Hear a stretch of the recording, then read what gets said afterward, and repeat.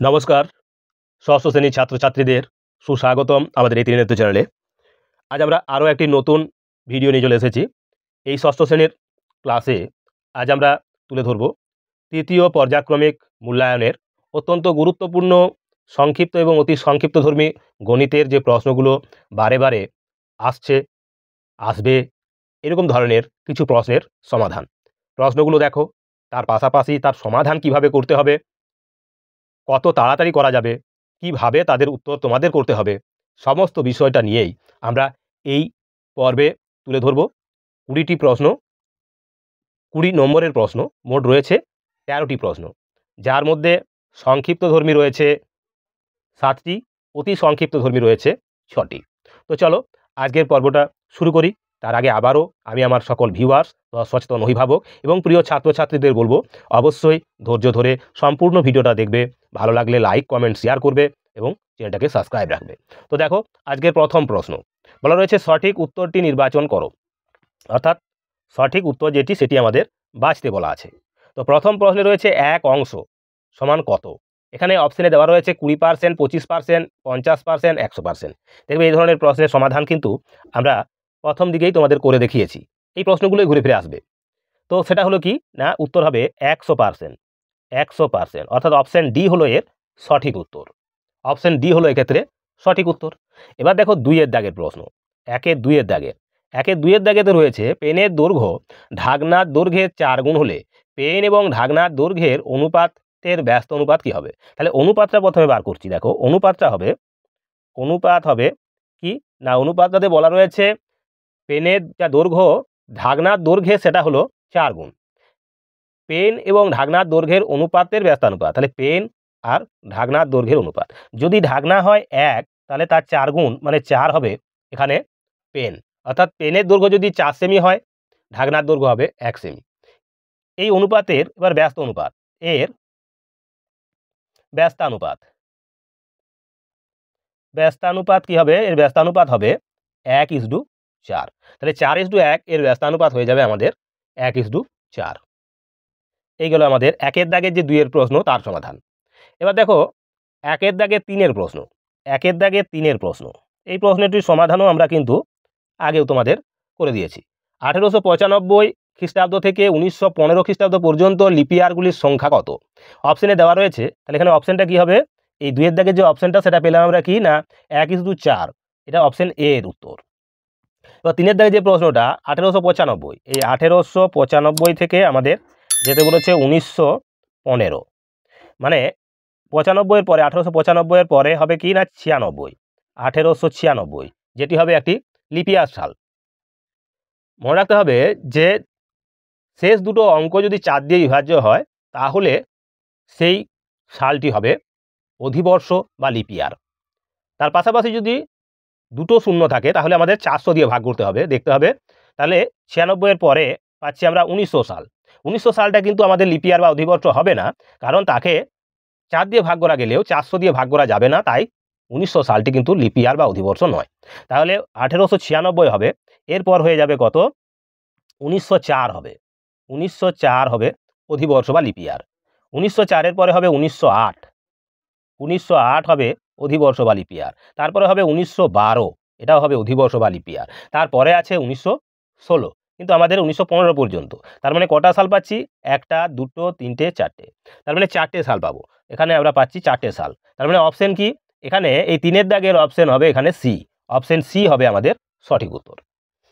Option C হলো সঠিক উত্তর। তো এই গেল আমাদের 1-এর দাগের 3-এর প্রশ্ন। এবার দেখো 1-এর দাগের 4-এর যে প্রশ্নটি, সেখানে কি রয়েছে, শুদ্ধ আবৃত সংখ্যা কোনটি। 0.3-এর মাথায় পৌনঃপুনিক অপশনে দেওয়া আছে। বিয়েতে রয়েছে 0.14, 4-এর মাথায় পৌনঃপুনিক দেওয়া আছে। সি এর অপশনে রয়েছে 0.1, 3, 1, 2, 3, 2 এবং 3-এর মাথায় পৌনঃপুনিক, আর রয়েছে 1-6। তাহলে এখানে শুদ্ধ আবৃত দশমিক যেটা হবে সেটা হবে অপশন এ, অর্থাৎ 0.3, 3-এর মাথায় পৌনঃপুনিক, এটা হবে শুদ্ধ আবৃত দশমিক সংখ্যা। এবার দেখো 6-এর দাগের যে প্রশ্ন, 5-এর দাগের প্রশ্ন।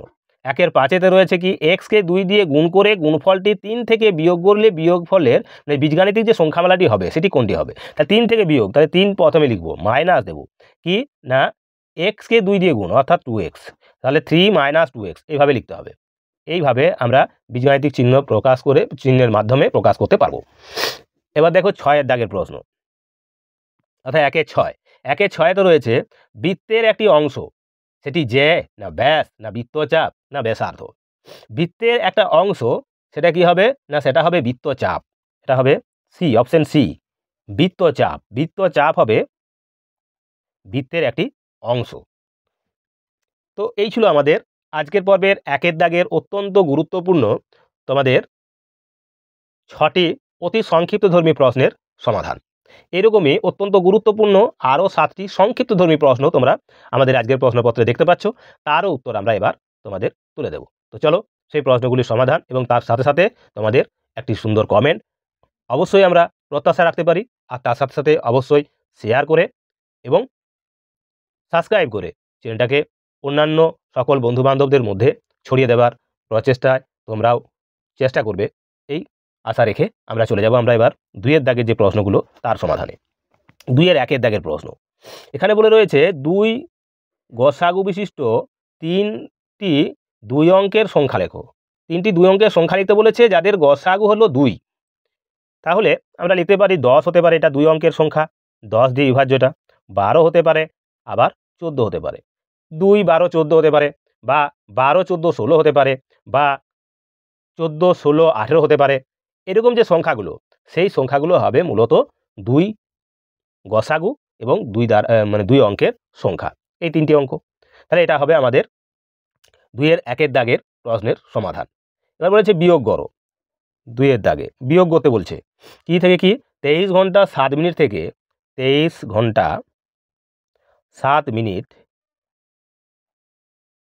থেকে আমাদের বিয়োগ করতে বলা রয়েছে 19 ঘন্টা 29 মিনিট 29 মিনিট আর কত সেকেন্ড আছে, 18 সেকেন্ড। এটা বিয়োগ করতে হবে। তো বিয়োগ করার সময় আমাদের উপরে বড় রাখতে হবে। তো উপরে তো এখানে বড় নেই, কিছুই নেই, সেকেন্ডের ঘর ফাঁকা, তাই আমরা এখান থেকে ধার করব। 7 মিনিট হয়ে যাবে এখানে 6 মিনিট, 1 মিনিট ধার করে এখানে পেয়ে গেলাম 60 সেকেন্ড।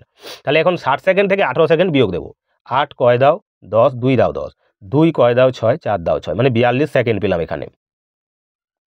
এবার এখানে আছে 29 আর এটা আছে 6, উপরে রয়েছে 6, নিচে রয়েছে 29। তাহলে 6টাকে বড় করার জন্য বাঁ দিক থেকে আমরা ধার করবো, অর্থাৎ ঘন্টার থেকে ধার করব। 1 ঘন্টা কমে গেল, মানে হবে এটা 22 ঘন্টা।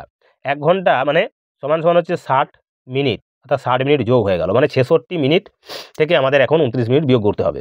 তাহলে 9 কয় দাও 16, 9 7 দাও 16, এদেরকে 3 কয় দাও 6, 3 দাও 6, মানে 37 মিনিট হবে। এবার এই 22 থেকে 19 ঘন্টা বিয়োগ, 9 কয় দাও 12, 3 দাও 12, থেকে 2, তার মানে 3 ঘন্টা 37 মিনিট আর 42 সেকেন্ড হবে এই বিয়োগফলটি।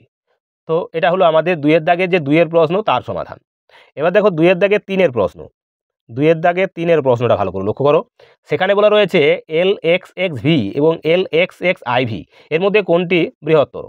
এই LXXV সমান সমান কি জানি আমরা, না এটা L মানে 50, 60 তাহলে 70, আর এই V মানে হলো 5 তাহলে 75। বাঁ দিকে আছে L এর, তাই এই এখানে রয়েছে কি ডান দিকে রয়েছে L এর, তাই এরা হবে সব যোগ হয়ে যাচ্ছে, অর্থাৎ এখানে হবে এটা 75। আবার এখানে দেখো রয়েছে কি, এখানে আছে LXXIV, তাহলে এখানে LXX, L এর চেয়ে XX বড়, এখানে L এর পরে XX রয়েছে, মানে এটা হলো 50, 60, 70। আবার V এর বাঁ দিকে রয়েছে I, মানে এখানে মাইনাস হয়েছে, অর্থাৎ 1, অর্থাৎ 74, এটা হবে 74। তাহলে বড়কে এই LXXV হলো বড়, তার মানে আমরা এটা এভাবে লিখতে পারি LXXV। এখানে তীর মারবে কাকে, LXXIV কে, এটা হবে উত্তর। হয়ে গেল 3 দাগের প্রশ্নের উত্তর। এবার দেখো 4 দাগের প্রশ্ন। 4 দাগের প্রশ্নে যেটা রয়েছে সেখানে বলা রয়েছে 6,55,947 সংখ্যাটির 6 স্থানীয় মান ঠিক রেখে অন্য অঙ্কগুলি পুনরায় সাজিয়ে 7 অঙ্কের ক্ষুদ্রতম সংখ্যাটি লিখতে বলছে। তাহলে আমাদের 6 অপরিবর্তিত থাকছে, অর্থাৎ যে সপ্তম যে অঙ্কটা এখানে, সেই অঙ্কটা কিন্তু অপরিবর্তিত থাকছে, তার স্থান অপরিবর্তিত থাকছে। বাকি আমাদের কি করতে হবে না, ক্ষুদ্রতম যে সংখ্যাগুলো বাকি 6টা অঙ্ক আমাদের সাজিয়ে নিতে হবে। তাহলে প্রথমে বসবে এখন 0, তারপরে বসবে 4, তারপরে বসবে 5, তারপরে রয়েছে কি 7, তারপরে হবে 9, 1টি 2টি 3টি 4টি 5টি 6টি 7টি, এই হবে সংখ্যাটা, অর্থাৎ 6 লক্ষ, এটা হবে 1,10,1,1,000, ওই তো লক্ষ, 60 লক্ষ, 60,45,579 হবে সংখ্যাটি। এটা গেল 4-এর দাগের প্রশ্ন। এবার দেখো 5-এর দাগের প্রশ্ন। 5-এর দাগের প্রশ্ন বলেছে 15 এর ছোট একটি পূর্ণ বর্গ সংখ্যা চাইছে। তাহলে 15-র চেয়ে ছোট, এই 15 এখানে আছে, তার চেয়ে ছোট 15-র পরে পূর্ণবর্গ সংখ্যা হলো 16, তার আগে যে পূর্ণবর্গ সংখ্যা সেটা কোথায় আছে? এখানে আছে 9, তার আগে আছে 4, তার আগে আছে 1।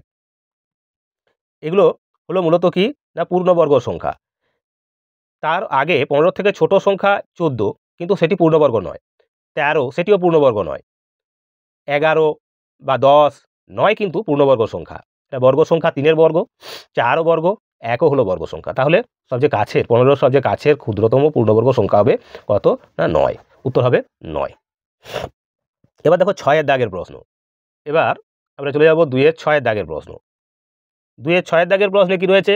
বলেছে √36 যোগ √25 যোগ একটা আছে, তাহলে √36 যোগ √25 সমান সমান হবে √36 সমান 6, √25 সমান হবে 5, মানে 11।